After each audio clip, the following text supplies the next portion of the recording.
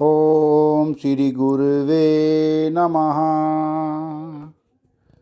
ओम शांति शांति शांति।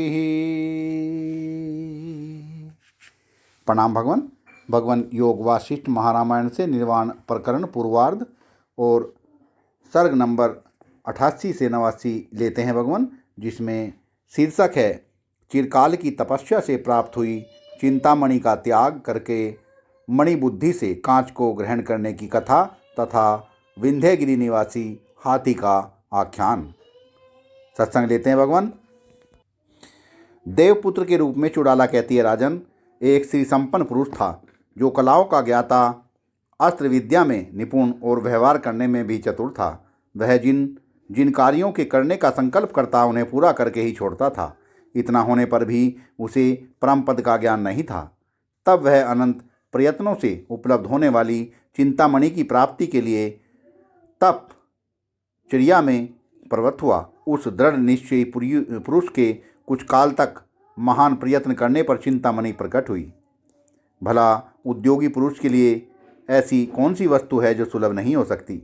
क्योंकि यदि अकिंचन भी कष्ट की परवाह न करके अपनी बुद्धि के सारे कार्य में प्रवृत्त होकर उद्यम करता है तो भी उसे उस कार्य को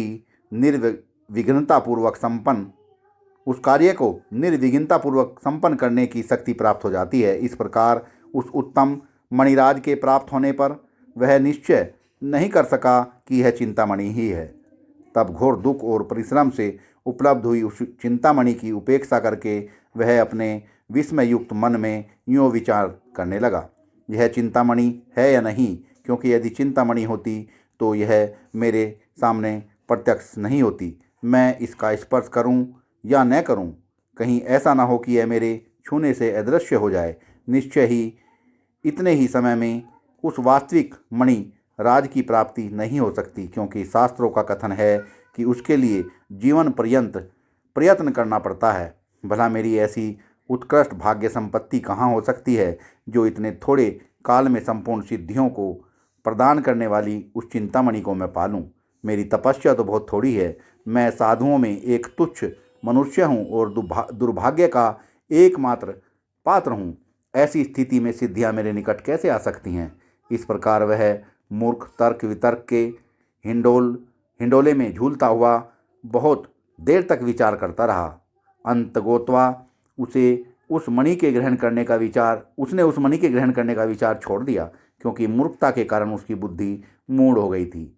ऐसा नियम भी है कि जो वस्तु जिसे जिस समय अर्थात प्रारब्ध के कारण प्राप्तव्य नहीं होती, वह उसे उस समय पा नहीं सकता। देखो ना, उस दुर्बुद्धि ने प्राप्त हुई चिंतामणि की भी उपेक्षा कर दी। इस प्रकार जब वह तर्क वितर्क करता ही रह गया, तब वह मणि उड़कर वहाँ से अदृश्य हो गई। क्योंकि अवहेलना करने वालों को सिद्धियाँ उसी प्रकार छोड़ देती है जैसे धनुष से छोड़ा हुआ बाण प्रत्यंग्य का परित्याग कर देता है। सिद्धियाँ जब आती हैं तब वे सभी अभीष्ट पदार्थों को देती रहती हैं, परंतु अवहेलना करने पर जब वे वापस जाने लगती हैं तब उस समय वे उस पुरुष की बुद्धि का विनाश कर डालती हैं। इस प्रकार उस चिंतामणि के अदृश्य हो जाने पर वह पुनः उस उत्तम रत्न की प्राप्ति के लिए यत्न पूर्वक चेष्टा करने लगा। क्योंकि अटल निश्चय वाले मनुष्य अपने कार्य से उद्विग्न नहीं होते। वह कुछ समय के बाद उसे अत्यंत कांतिमान एक कांच का टुकड़ा दिखाई पड़ा। फिर तो जैसे मोहग्रस्त अज्ञानी पुरुष मिट्टी को स्वर्ण समझने लगता है, उसी प्रकार उस मूर्ख ने यही चिंतामणि है यूँ निश्चय करके उसकी उपादेयता स्वीकार कर ली। उस कांच की मणि को लेकर उसने सोचा कि अब तो इस चिंतामणि के प्रभाव से मुझे सारी अभीष्ट वस्तुएं अनायास ही मिल जाएंगी। फिर मैं इन धन संपत्तियों को लेकर क्या करना है? ऐसा विचार कर उसने अपनी पहली संपत्ति का त्याग कर दिया। उसे विश्वास हो गया कि अब तो घर से दूर जाकर इच्छानुसार संपत्ति संपन्न होकर मैं सुखपूर्वक जीवन पर्यंत जीवन यापन करूँगा। ऐसी धारणा करके वह मूर्ख निर्जन कानन में चला गया। वहाँ पहुँचने पर उसने उस कांच खंड से कुछ मिलना जुलना तो था ही नहीं, वह भारी विपत्ति में फंस गया। मूर्खता के कारण जैसे दुख मनुष्य के सामने आते हैं, वैसे दुख तो भीषण आपत्तियों में फंसने पर बुढ़ापे से तथा मृत्यु से भी प्राप्त नहीं होते। अतः एकमात्र मूर्खता ही संपूर्ण दुखों की प्राप्ति का कारण है। भूपाल, अब यह दूसरा मनोहर उपाख्यान सुनो। साधो, अपने यह आपके वृत्तांत के अनुरूप ही है और बुद्धि को परमोत्कृष्ट ज्ञान प्रदान करने वाला है। राजन, विंध्यगिरी के किसी वन में एक हाथी रहता था, जो बड़े बड़े यूथपतियों के यूथ का भी अधिपति था। उसके दोनों दांत बहुत सफ़ेद और लंबे थे तथा ब्रज की ज्वाला के समान चमकीले एवं तीक्ष्ण थे। एक बार एक महावत ने उसे चारों ओर से लोहे की श्रृंखला से जकड़कर वैसे ही बांध दिया जैसे मुनिवर अगस्त्य ने विंध्याचल को और उपेंद्र ने असुरराज बाली को बांध दिया था। बंधा तो वह था ही, उसके ऊपर से उसके गंड स्थलों पर शास्त्रों की मार भी पड़ रही थी, जिससे वह धैर्यशाली गजराज भीषण यंत्रणा भोग रहा था। उसे बड़ी पीड़ा हो रही थी। इस प्रकार लोहे की जंजीर में बंधे हुए उस गजराज को जब 3 दिन बीत गए, तब उसे बड़ा खेद हुआ कि उस बंधन को तोड़ डालने के लिए तैयार होकर उसने चिंघाड़ना शुरू किया। फिर तो 4 ही घड़ी में घोर प्रयास करके उस हाथी ने अपने दोनों दांतों से बंधन को छिन्न भिन्न कर दिया। उसका शत्रु महावत दूर से ही उसकी बंधन छेदन क्रिया को देख रहा था। जब उस हाथी का बंधन टूट गया, तब वह महावत पहले एक ताड़ वृक्ष पर चढ़कर वहीं से अंकुश द्वारा उस हाथी को वश में करने के लिए उसके सिर को लक्ष्य करके कूद पड़ा, परंतु उसके पैर हाथी के सिर पर नहीं पहुंच सके, जिससे वह घबराकर भूमि पर गिर पड़ा।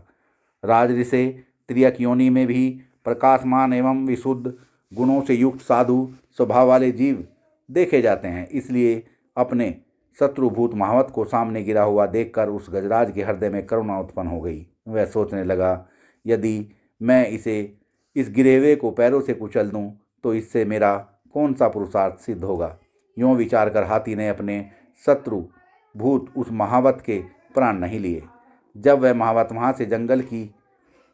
हाथी वहाँ से जंगल की ओर चला, तब महावत उठ बैठा। उसका शरीर और बुद्धि दोनों स्वस्थ थे। हाथी के जाने के साथ उसकी व्यथा भी दूर हो गई। इतने ऊंचे ताड़ वृक्ष की चोटी से गिरने पर भी उसका अंग भंग नहीं हुआ था। वह पैदल चलने में बड़ा उत्साही था। इस प्रकार जब उस हाथी के शत्रु महावत का प्रयोजन सिद्ध नहीं हुआ और हाथी उसके हाथ से निकल गया, तब उसे महान दुख हुआ। वह पुनः यत्नपूर्वक वन में झाड़ियों में छिपे हुए उस हाथी की खोज करने लगा। चिरकाल के पश्चात उसे वही गजराज मिला, जो एक जंगल में वृक्ष के नीचे बैठकर विश्राम कर रहा था। तब उस धूर्त महावत ने जहाँ वह हाथी बैठा था, उसके समीप ही हाथी के फंसाने योग्य एक गोलाकार गड्ढा खोदकर तैयार किया और ऊपर से उसे कोमल लताओं से ढक दिया। कुछ ही दिनों के बाद जब वह हाथी वन में विहार कर रहा था कि एकाएक उसी गड्ढे में जा गिरा, तब उस महावत ने गड्ढे में गिरे हुए उस हाथी को पुनः सुदृढ़ रूप से बांध दिया, जो आज भी भूगर्भ में पड़ा दुख भोग रहा है। यदि वह हाथी अपने सामने गिरे हुए शत्रु को पहले ही मार डालता, तो आज उसे शत्रु द्वारा गर्त बंधन रूप दुख की प्राप्ति नहीं हुई होती। जो मनुष्य मूर्खतावश वर्तमान क्रियाओं द्वारा आगामी काल का शोधन कर लेता है, वह विंध्यगिरी निवासी गजराज की भांति ही दुख भोग का भागी होता है। वह हाथी, मैं श्रृंखला बंधन से मुक्त हो गया हूँ, इतने मात्र से ही संतुष्ट हो गया, परंतु दूर चले जाने पर भी वह पुनः अज्ञानवश बंधन में पड़ गया। भला मूर्खता कहाँ नहीं बाधा पहुँचाती, अर्थात सर्वथा बाधा देती है। महात्मन, बद्ध हुआ भी मैं बंधन रहित हूँ। इस प्रकार की चित्तगत मूर्खता को ही परम बंधन समझना चाहिए। अतः उसे छुटकारा पाने के लिए परमात्मा के संकल्प से उत्पन्न संपूर्ण त्रिलोकी को परमात्मा का स्वरूप समझना चाहिए। जिसे इस प्रकार का ज्ञान नहीं है और जो मूर्खता में स्थित है, उसके लिए वह स्वयं ही सहसा समस्त बंधनों का कारण बन जाता है। सत्संग को विराम देते हैं भगवान। प्रणाम भगवान।